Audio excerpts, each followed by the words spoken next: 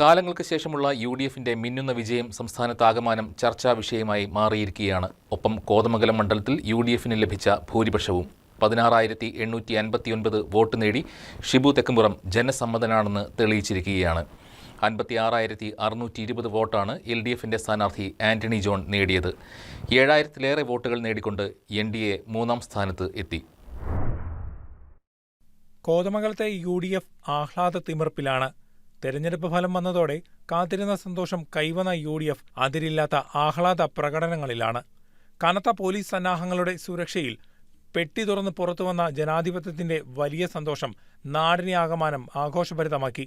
പുലർച്ചെ 6 മണിയോടെ ആരംഭിച്ച വോട്ടെണ്ണൽ പ്രക്രിയകൾ അവസാനിച്ചപ്പോൾ ഏകദേശം ഉച്ചതിരിഞ്ഞ് 3 മണിയായിരുന്നു. ഉച്ചയോടെ തന്നെ UDF വിജയം ഉറപ്പിച്ചു.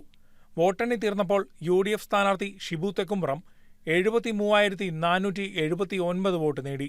തൊട്ടുപിന്നാലെ LDF സ്ഥാനാർത്ഥി ആന്റണി ജോൺ 56,620 വോട്ടുകൾ നേടി. ഇതോടെ ചരിത്രഭൂരിപക്ഷമായ 16,859 വോട്ടുകളുടെ ലീഡിലേക്ക് എത്തി.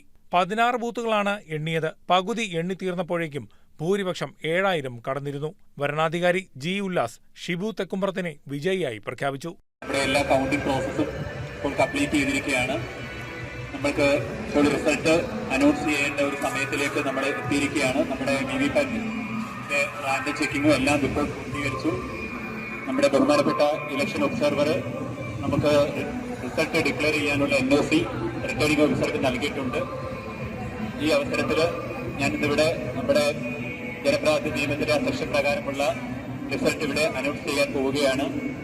In pursuance of the provision contained in Section 60 of Representation of the People's Act 1951, read with the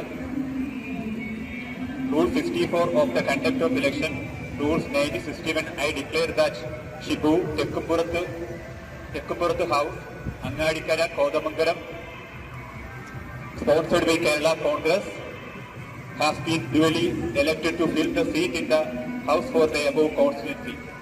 Shibu Thekkumpuram വിജയിച്ചിരിക്കുകയാണ്. വിജയിച്ചിരിക്കാനായിട്ട് ഞാൻ പ്രഖ്യാപിക്കുന്നു. മൂന്നാം സ്ഥാനത്ത് നിലയുറപ്പിച്ച NDAയുടെ അജി നാരായണന് 7,046 വോട്ടാണ് ലഭിച്ചത്. കഴിഞ്ഞ തെരഞ്ഞെടുപ്പിൽ 4,000-ഓളം വോട്ടുകൾ ലഭിച്ച NDAക്ക് ഇത്തവണ 2,000-ലേറെ വോട്ടുകൾ അധികമായി നേടാനായി. NDAക്ക് മണ്ഡലത്തിലുണ്ടായ വളർച്ച തന്നെയാണ് ഇത് സൂചിപ്പിക്കുന്നത്.